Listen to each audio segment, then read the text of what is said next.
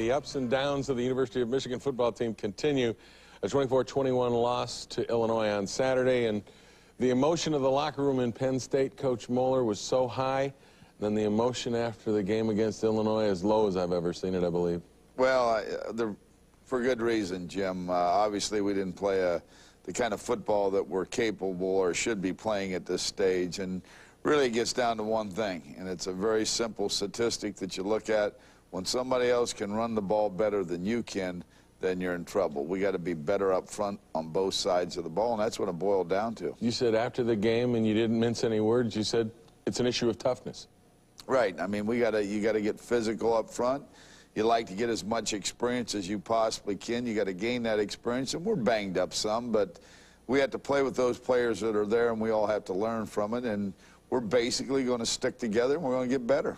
All right, we'll be back, and we'll take a look at Michigan versus Illinois when we return on Michigan Replay.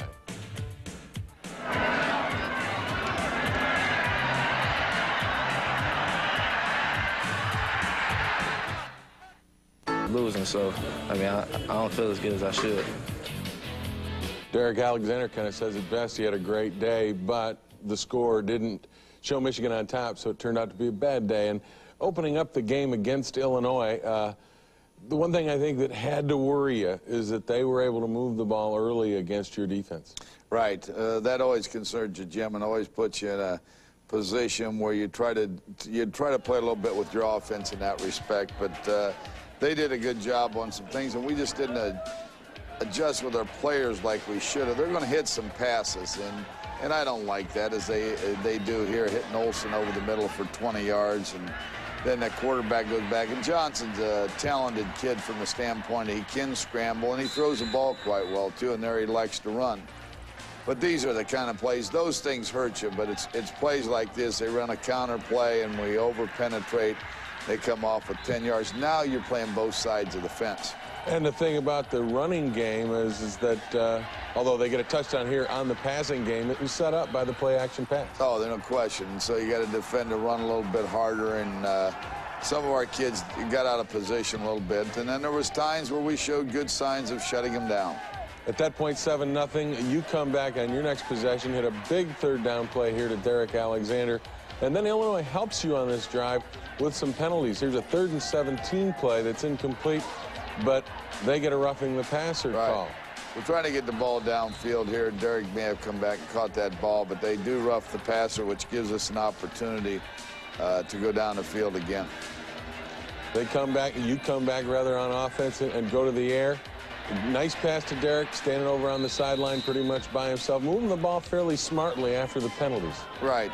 We come down, and here in a play-action type thing, we fake the draw, and we throw to Derek deep, and Todd gets his arm hit there, and the ball goes up in the air, and Derek makes a great play there, going up and out, rebounding people. And as you indicated, he had a good day. He had 2 of our touchdowns. He and Amani Toomer had the other one. Our lack of rushing the football was the thing that killed us. You did contain Johnson a little bit better. You didn't give him as many lanes on occasion to scramble up. Here, Trevor Price makes a sack. Right. Early in the game, he scrambled a few times. And those players are going to do that. And it hurts, right. But as long as they can't run the ball, then you can live with those things. Here you roll out, and this is a big play by Amani Toomer. Yeah, Amani Toomer catches the ball, shows some good speed here and good moves. I think this is going to reinforce his thinking that he has the potential to hang on to the football and make big plays with it. The problem is that you score and go on top with that big play, you hold them deep and then let them out of the hole right before half. Right before half, when we hopefully could have got the ball back, turned around, went down, and scored ourselves. They come back, and again, with plays like this, again, the passes bother you, but this is the deal, Jim. You can't let a guy. Dothert had about 89 yards, I believe, rushing at halftime. And that's way too much. You've got to stop the run, and you just weren't able to do that today. They do a nice job, I thought, of rolling Johnson out, giving him an opportunity. Hits the tight end there. You gotta keep him inside the pocket. And here he feels a blitz coming, and he throws quick over the middle. They get a short touchdown, or excuse me, the short just made it by inches. And then Tony Henderson comes up with a big play on the goal line. Throw him back, but as you indicate, with the short time left in the first half, 21 seconds, I believe, they were able to kick a field goal. So it's 14-10 at the half. You got to be concerned because they moved the football on you more than anything, right? Right, that, and compounded with the fact that we weren't rushing the football, and not nearly like we should. And that's where, I don't know if it's inexperience or whatever, but that's where you got to take over with those people up front. We got to demonstrate some toughness. Our backs have to run tougher. We got to come out the other end.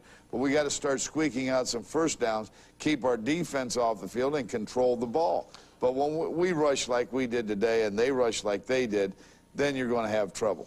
And the Wolverines did have trouble in the second half. It manifested itself in the final minutes. Don't go away. We'll be back. Take a look at the highlights in the second half when Michigan Replay continues.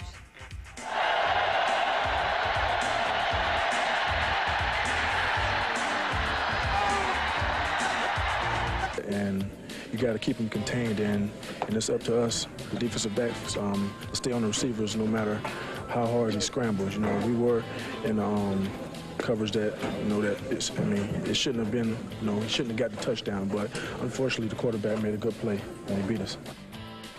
Ty Law talking about the play that Johnson made to beat the Wolverines in the closing minutes, but back up to the top of the second half.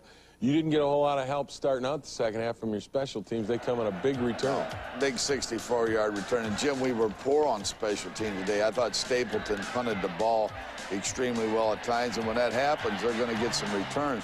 But here we miss a tackle there, and then he gets down to the sideline, takes it inside our 30. Walter Smith, great job. Touchdown-saving tackle there, because later on you'll see how important it is. 3rd and 9, though, and they come up with a big play. Right. That happened too often when they just had a guy out here in the flat and they take it down inside our 20 at about the 15-yard line. But your defense comes up big, coming up with a big play here on a running play, Jared Irons. Right, we started stopping the counter play better, and there we got the linebackers over. And I think as the game went on, believe me, I think our 2 young linebackers got a little bit better, and Jared Irons gets a big play there. And then you go to the big play, and this is a huge play. Right, we needed to do this, Jim, and even though they're all up there, you got to still be able to run the ball, and then sometimes you can get them out of position, and plays like these are going to happen. You don't draw it up to be a 90-yarder, but at the same time, those plays are going to happen when they're up there aggressively. Now we're in command in a respect, 21-10. And we're into the 4th quarter now, and Illinois starts coming back, and again, running the ball in the sweep. Didn't get any contain on that one. Right, we should have had the ball turned inside. You got to get upfield and get penetration.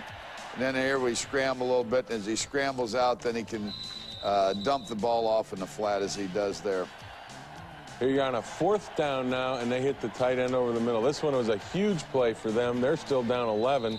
That kept their drive alive. Right, they get down inside there, and then they come with a counter-type handoff play back in the goal line and score and make it 21-17. 21-17 at this point. There's plenty of time left. You get very poor field position and start knocking it out. Yeah, we run the ball with Ricky, and you see he's running strong here, and unfortunately we didn't have that success right at the end when we needed it. Third and one here, yeah, Jim, I thought we got a terrible spot here, which really hurt us, and I thought we could have remained or continued to have the ball, but we had to punt, and they got a good punt return. And then they come back, hit a long pass, but you make another big play defensively. Right, Shante Peoples comes up and Ty Law there and make the good play, knock the ball loose, and Matt Dyson gets the ball. So now you've got the ball back, and you're coming down. It's down in there around a minute, and you're moving it, and you're going to close the game away. Here you are at 3rd and 6. Nice pass here to Shea Foster. Right. It'd been nice if Shea could have stayed in bounds right there. Could have kept that clock going, which is one thing we were working against. But here with a minute and 20 seconds, we snap the ball here, and we're running up. We get some yardage, and we drop the ball, unfortunately. Now they come back. That gives them the chance, and I think momentum-wise, they feel like they've got a chance. And with Johnson as the quarterback, kind of a scrambler, never know what's going to happen. They go to the shotgun and start hitting some passes. Right, and they come down here and they hit an out cut, which we're laying a little, we're off here. We know that they had to score a touchdown. They come back and then they throw over the middle, pick up too many yards right there. We got to tackle the guy and not let him get clear down in there. And they come down again, and this is the big play, 4th and 6. Fourth down, he scrambles, and we got him clear to 4th and 6, as you indicate.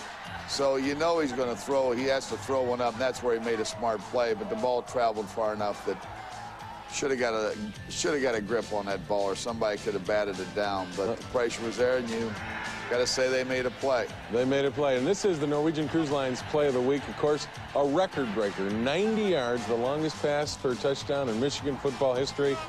Todd Collins to Derek Alexander. The Norwegian Cruise Line play of the week didn't do a whole lot of good for the Wolverines against the Illini. And the one question you ask, I heard a lot of it after the game, when Ricky Powers fumbled the football late, a lot of people wondering why he just didn't set on the ball. You couldn't have run out the clock then, right? Well, I think what we'd end up doing, and what I was nervous about, is there's the possibility of them blocking a punt at the end. We'd had a number of seconds left. But, you know, we had done that so often, and I can remember Notre Dame and Illinois in the past where we hand the ball off to Ricky, and he takes it down in there and makes some good shallow cuts. And I didn't want to punt the football, and I felt very secure in doing it. Well, one more first down and game's over anyway, and Ricky was gaining yardage, and he had yardage on that play. Right, and as you run the ball, Jim, and the pile moves a little bit and everybody gets off, you also eat up a lot of valuable seconds where you don't when you just kneel down with your quarterback. How disappointed is Gary Moeller at this point? I mean, you got to be just heartbroken in the sense that this is a game, another one you should have won, it just got away. Right. I think we should have won it, Jim, because we put ourselves in the opportunity to win. If we'd have won the game, I'd have felt fortunate from the standpoint that we really did get outstatted, which to me shouldn't have happened. And we are a team, very disappointed, but the players are also disappointed. We will stay together as a team, and we know we got a lot of work to do, and we will get after it work, and we're going to put something together in this. It's not over, and the Wolverines will be back. I can guarantee it. Don't go away. We'll be back. Take a look at some of those great wide receivers that the Wolverines showcase every Saturday when Michigan Replay continues. Well, you got to realize that they got the ball. They had a big play. We caused a fumble. So, you know, in that aspect, fair is fair, trade for a trade. But, you know, we had this game, you know, and it hurts a little more right there because I was walking the tunnel. Let's go. You know, I plan on walking this tunnel happy and jubilant that we won the game, but it's not that way. So we just got to move on.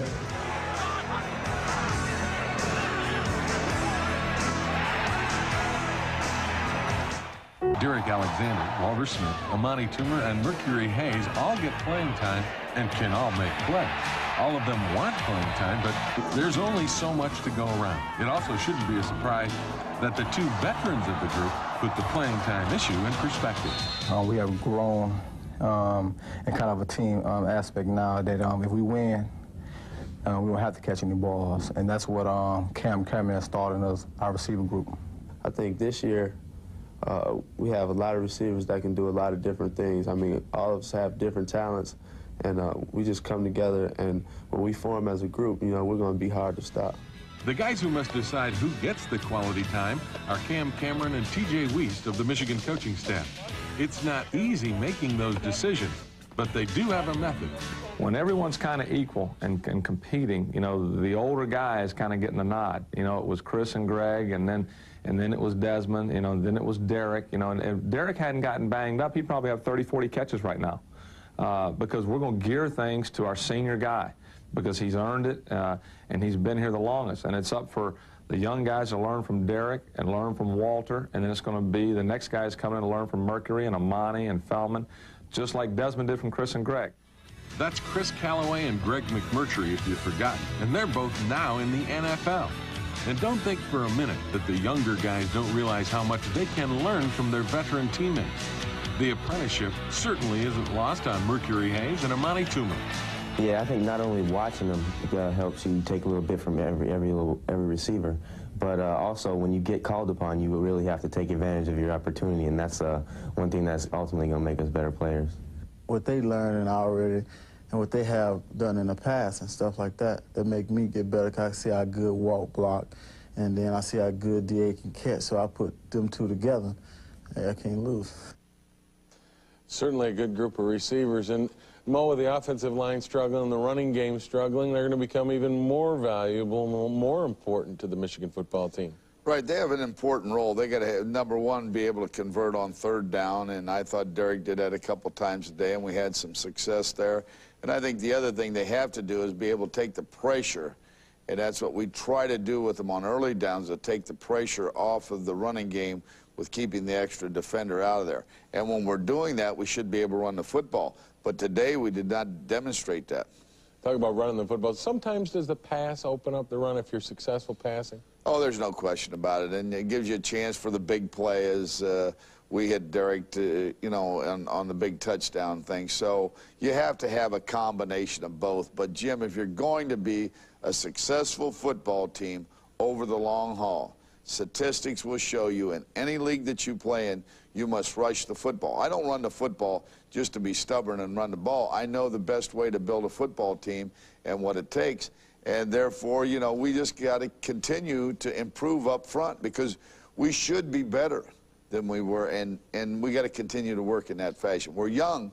You got to realize that we're young. We have 2 starters back when you really look at it. We have a tailback back, and Derek Alexander, a receiver from last year's team. So we're young, but we're gonna work at it. And they're going to have to work pretty quickly, because the Badgers of Wisconsin are next week. Don't.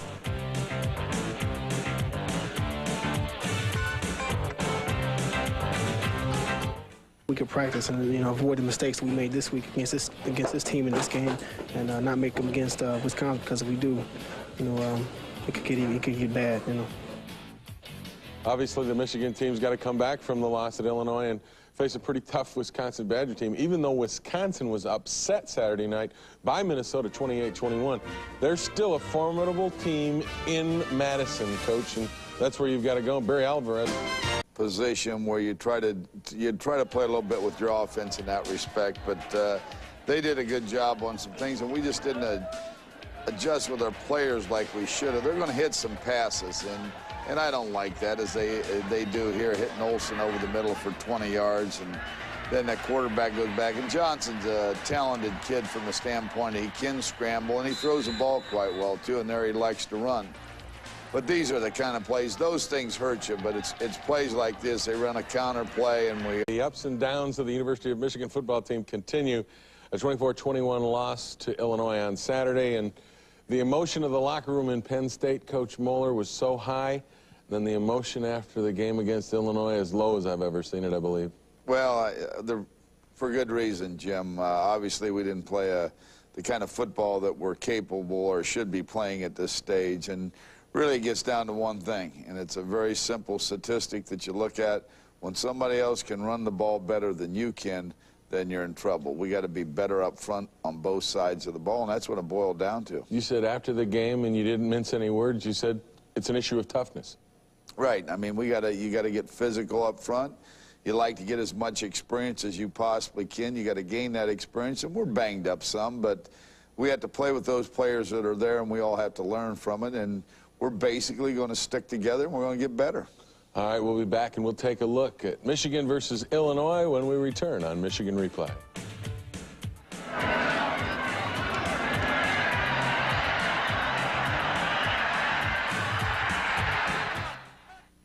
Losing, so, I mean, I don't feel as good as I should.